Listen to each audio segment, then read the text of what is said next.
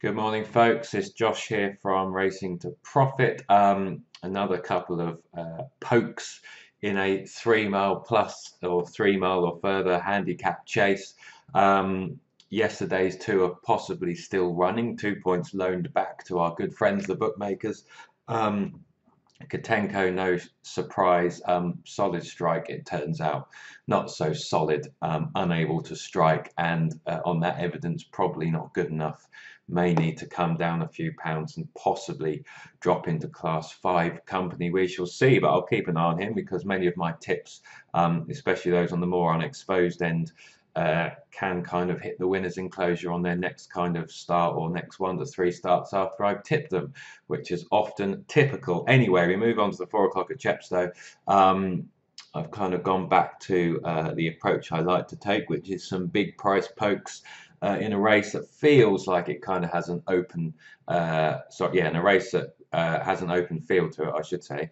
And I've gone for a couple in here. Let me just jump straight to those. Looks like Power is the interesting one, doing something different. Everything else in here, well, bar Polymath, but I think a bit too inexperienced. And Pine Warbler, I should say, again, needs to step forward on recent form from somewhere. Last 2 runs, and I'm not 100% sure why he would. But then the yard's in very good form and he is lightly raced. But anyway, let me go on to Looks Like Power. The kind of unexposed handicap chaser I like, I think. He hasn't got too many miles on the clock. He's been fairly consistent. He's won from 6 over fences, 4 places. There should be more to come, and I'm banking on there being more to come because of the move up in distance. He comes here, he had a break from May 17. This is his 3rd run after and since that break, where he's ran fairly well, kind of finishing one pace or running on again at the end. He has been running as if he is well worth a go at 3 miles. He's related to a few 3 mile horses. He's generally been very consistent, and he looks like now that he is, worth a go at this trip. It could be that he doesn't stay. Of course, that's always a possibility. Miss Deborah Hamer, I believe it is Deborah. Can ready horses after a break. This one's had 65 days off for whatever reason. That's a slight niggle, but again, that's why I kind of probably want 8 to 1 or bigger on a horse like this. I just think in this particular race, he's got course form over fences. He's been running well. And I just thought actually coming here after a break and a bit fresher than some of these horses that have been on the go for most of the season may actually be a blessing in disguise, and that I would more than happily roll the dice that the step up in trip may be what he wants. There's a chance of there being a fair bit of pace here. I suspect Paddy the Oscar will get his way, as is his want. Streets of Promise will try and be up there. Polymath possibly, but might be a bit too inexperienced. Soroke may try and be up there for as long as he could. So it's not impossible Paddy the Oscar gets his own way, and I'll touch on him in a minute. But anyway, Looks Like Power is the kind of unexposed yet with winning chase form and with winning form already and in form, but is the one that's unexposed over the trip, and that could be the reason for unlocking more potential and why he could be better than this handicap mark and have a bit in hand. That's the aim, and at 9 to 1 I was more than happy, I think, to kind of roll the dice and to find out. Firebird Flyer is a flyer, the old 11-year-old, 12 stone on his back, a grinder, a slogger. The kind of general thinking with this one is Evan Williams is just hitting great form, having been in the doldrums all winter. I think his horses must have been ill. There must have been problems. I could have that wrong, but they were running atrociously for quite some time. He was fairly quiet, and now they're all starting to kind of run their race.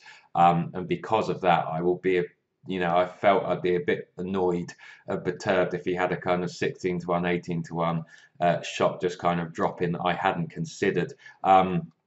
Firebird Flyer is generally consistent over fences, as you can see there. He's doing a couple of things differently here. The reasons for why he should leave those 3 runs behind: mainly the form of the yard. If all of his horses being under the weather are the reason for those 3 poor runs, that isn't impossible, and that's why you kind of want a big price. He clearly does arrive here out of form, but that's the excuse I'm looking for. He has a jockey change. Adam Wedge jumps back on. The cheek pieces return, which admittedly didn't do too much the last day, but that was over a much shorter trip and on good ground over hurdles. You can see there. Sorry, he wore cheek pieces. It looks like this is the 3rd time he's worn them, actually. But certainly that last time that he wore them, they didn't do too much. It could also be, as he is 11 and he's a bit older now, that he isn't a Class 3 and certainly not a Grade 3 animal anymore. Certainly not up to winning a Welsh National. And this drop into a Class 4, so he's got the class move as well, may also help. So he's doing quite a few things differently. All reasons for why he may bounce back into form in the context of the yard suddenly hitting form and their poor form and quiet form being the reason for this horse's lull on his last 3 starts. He clearly has the ability somewhere. When last seen and last winning, he was rated 138. And now he arrives here on a rating of 116 for good reason. But that's £22 below that high, which is quite a drop, and he will find his level at some point again. Williams can get wins out of these older horses, and I should think at the mud, whether or not he has to drop down a few more pounds, whether he ends up in a Class 5, who knows, he'll get another win out of this horse. I'm hoping it may be today. He's a former Midlands National winner. He's a former 2nd place in the Welsh Grand National. He stays, he gallops. Maybe he wants further than this. Maybe they go a pace that can set it up for him. But either way, all of those things and all of that thinking and all those factors I've just touched on are why at kind of 16, 18 to 1, I felt like I just wanted to have a nibble. And I don't mind throwing a dart at a horse at such a price, as you know. Of the rest, well, Paddy the Oscar, I can applaud that horse home every time he bolts up. He's up £8. He carried 10 stone 11 that day. Now he's got 12 stone on his back. And 12 stone, well, it was 10 stone 8 then. He had Connor Ring on. So we shall see. It is interesting that Connor keeps the ride. I'm not sure if Evan Williams would have had the choice or the call on him. I don't really know how that works. So there might be nothing actually in Connor Ring and Adam Wedge, or Adam Wedge riding, I should say, Firebird Flyer. Actually, that might be a negative for Firebird Flyer, but again, the price was just a bit too tempting. But Paddy the Oscar, he'll run his race. I'd like to think he's going to bump into something better handicap one day, but he keeps doing it. But at 11 to 2, I can leave him. He won at 10 to 1 there. He won at 7 to 1, and bigger prices earlier in the morning there. At his price, I can leave it. At Bear Rail's price at kind of 6 to 1, given the form he's in, I would want to back at a bigger price. Yes, he's dropping in trip and he's dropping in class. If he repeats that Utox to run there, he might not be too far away. I thought his price felt about right, not necessarily generous. I'll touch on Polymath, who could be anything, but quite inexperienced. 2nd run over fences, 3 miles, soft ground testing, Chepstow, undulating, had 156 days off, is a decent price. Sean Bowen has been booked, but I was just happy to leave. No shock if he runs an okay race, but just a bit too inexperienced for me. Pink Gin, I don't like the fact he's got 90 days off after a fall last time out. 9 to 1 might be okay. He was running well before that. If he repeats either of those 2 runs, he might run his race, but there was just a niggle there. For the 10-year-old, I think I'd want a few points bigger, but I won't fall off my seat if he runs a fair, decent race. Pine Warbler isn't in the best of form. The yard's in great form, but I wanted to see a bit more over fences and some kind of winning chase form, I suppose, given that profile. But lightly raced in this code, and you can never be totally shocked when a horse like that wins a race like this. Soroke, 11-year-old, happy to leave at kind of 9 to 1, 10 to 1. Thoroughly out of form. Venetia Williams is back in form. Maybe that's going to be the reason, but hers were running okay, and this one only ran 14 days ago. Another keeps dropping and switching between class 3 and 4. But for me, at 9, 10 to 1, hasn't really been showing enough, and I would want a bigger price given that form.